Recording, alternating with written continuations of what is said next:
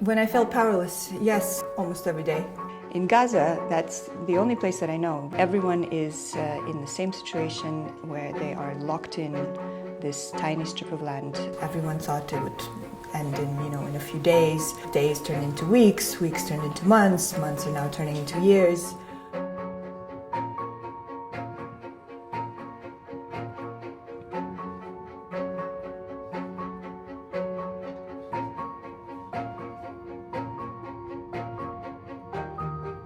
So even for the UN staff, like the food supply, water supply, is that an issue as well for UN staff? It's a huge issue. It's a huge issue for everyone who is inside Gaza. We've had staff faint in the office. We've had staff hospitalized.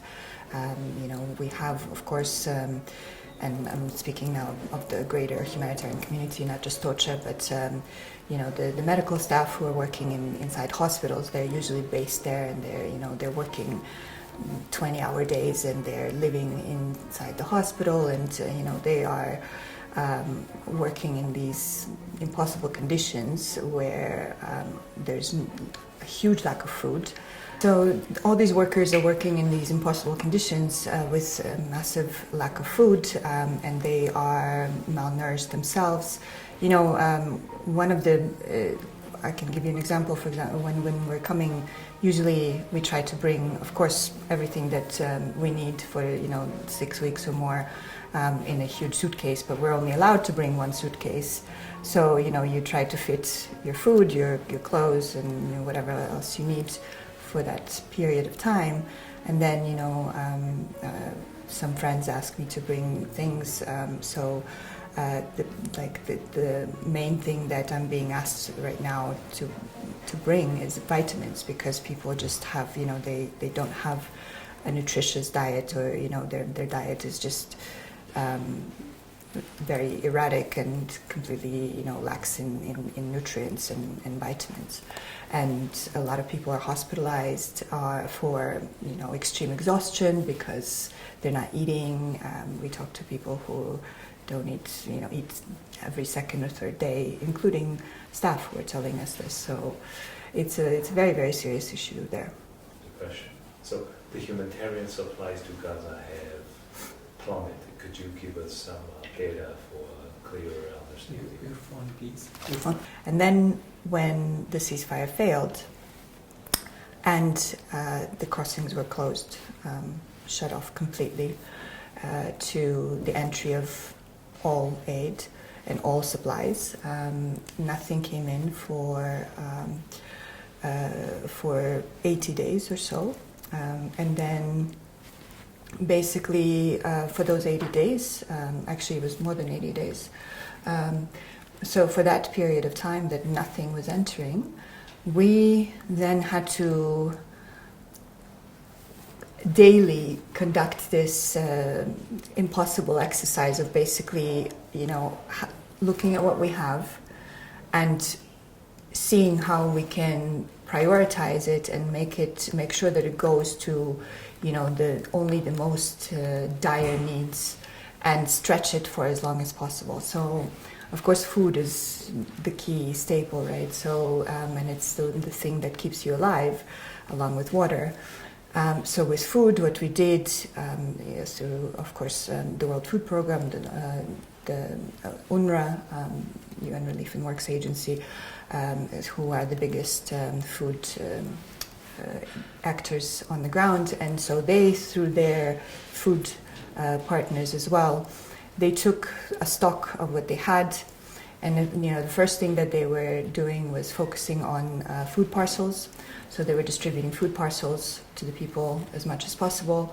Then they eventually, of course, ran out, because you can only because basically at some point they then took the food parcels, they split them in half to make them last longer, but it's obviously less food. So it's just like these tricks that you're playing on yourself to kind of stretch the supplies for as long as possible. So eventually they ran out of the food parcels. Then they focused on the community kitchens. So they would provide the food to the community kitchens. There were about 167 community kitchens that were operating in the beginning, and they were able to produce just over 1 million meals, 1.1 million meals, I think, a day, which in itself already, at that point, the situation was getting very critical. So even 1.1 million meals is not enough because there's over 2 million people living in Gaza. And that's only 1 meal a day. So that began to dwindle further and further until eventually we completely ran out of food stock. And so whatever the community kitchens had at that point, they were trying to use and do the same thing that we were doing with the food rations, so stretch it. So, whereas before, if you went to a community kitchen, you might get rice with some, beans or something else, or maybe some spinach. Eventually it just became, like soup, which was mostly water because they were trying to stretch, whatever they had. And so, of course, the number of meals went from 1.1 million to now we are barely able to provide. I think a few days ago, it was about 160,000 meals, which is nothing. So shelter supplies, which continue to be prohibited from entering. For example, food and medicine and nutrition supplies, they're now allowed to enter, but not. It's not enough at all. It's just a trickle of them. But things like shelter supplies are still prohibited. So for over 4 months, no shelter supplies have entered, and we are facing a situation where most of the population is displaced.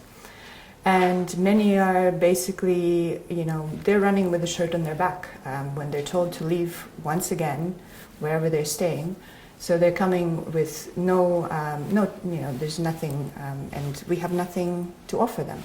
So we cannot give them tents because we ran out of tents months ago, and more tents are not coming in. And so they're living, in these structures that they, if they're able to, if they have any old sheets or, anything, like they're actually sewing from old clothes,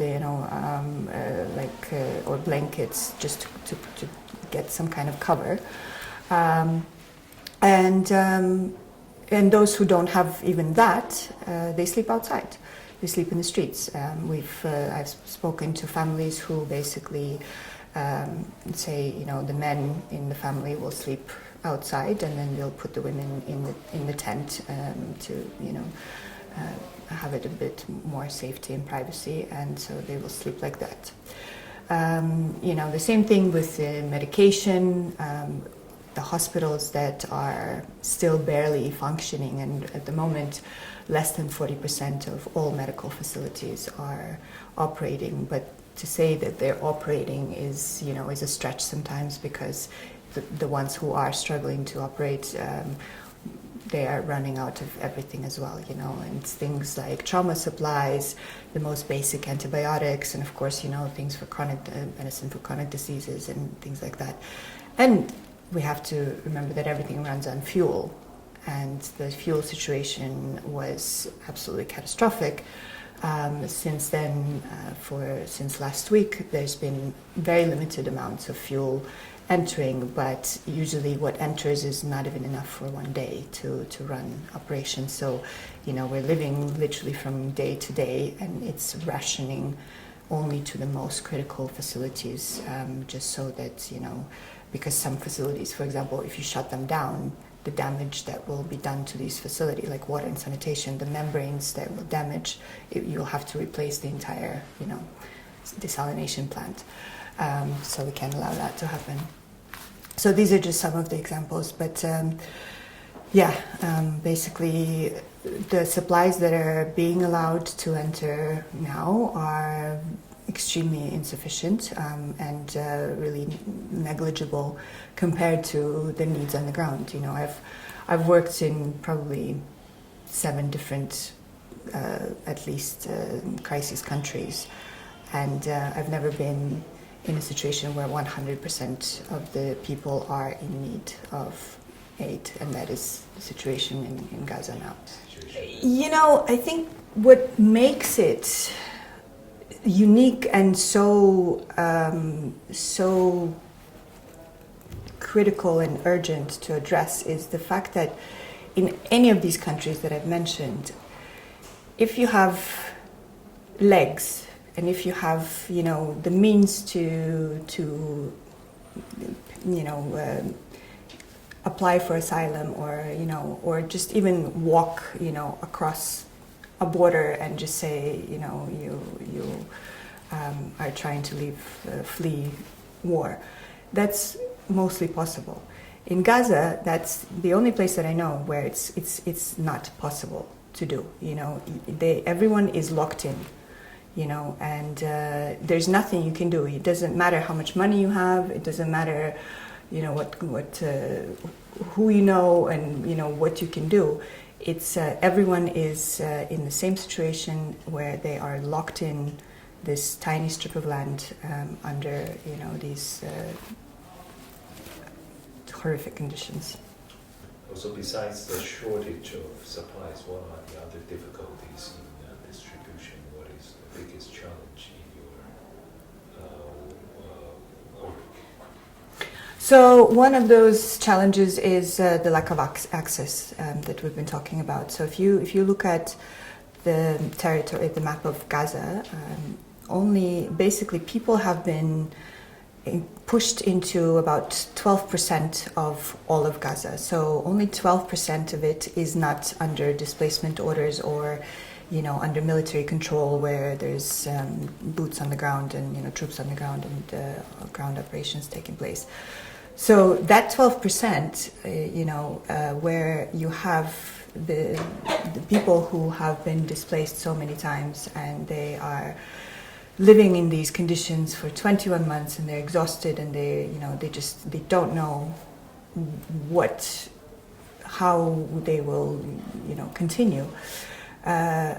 This is the same for us, because our movements are restricted. You know, with that, if we want to move to areas that are outside of that 12%, it requires a lengthy and complicated coordination with the Israeli authorities, which then result in many denials of our requests. So, you know, if I say that I want to go and pick up supplies from the crossing, that request can often be denied.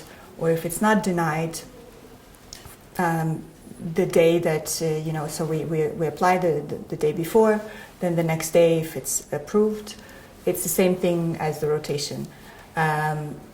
Missions can take 20 hours, 25 hours.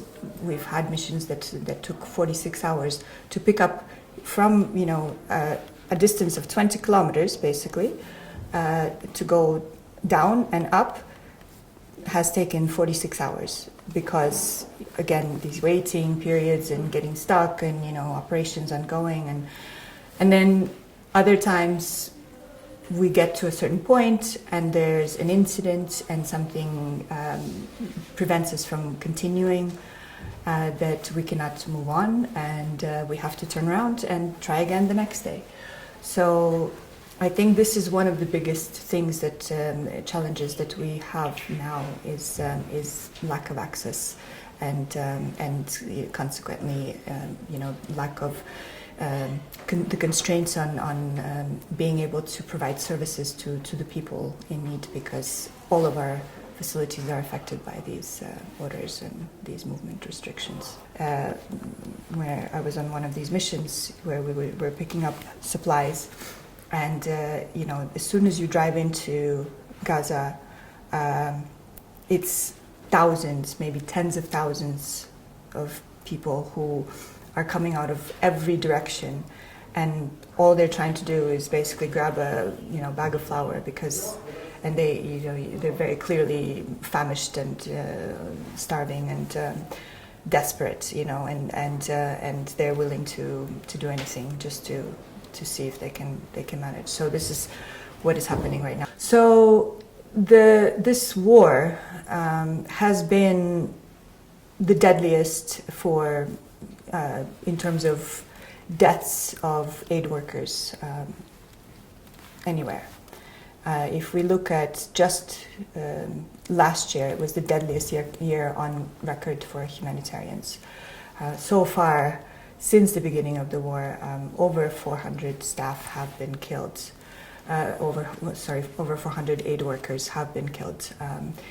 Many of them on duty, many of them off duty, sleeping in their homes, or doing other things at home. And of course, it's been a very dark period for us as humanitarians to recognize that and really absorb that, because of course nothing prepares you for loss of colleagues, and getting that phone call no one wants to get. When I felt powerless, yes, I think almost every day.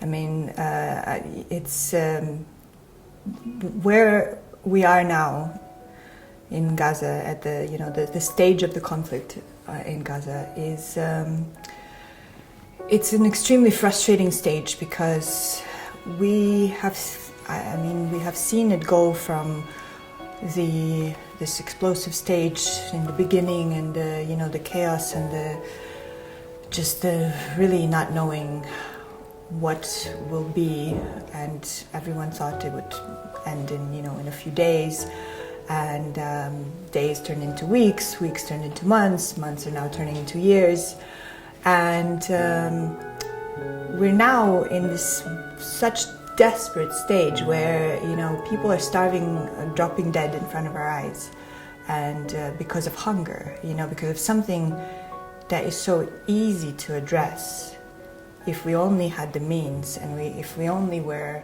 enabled to do so.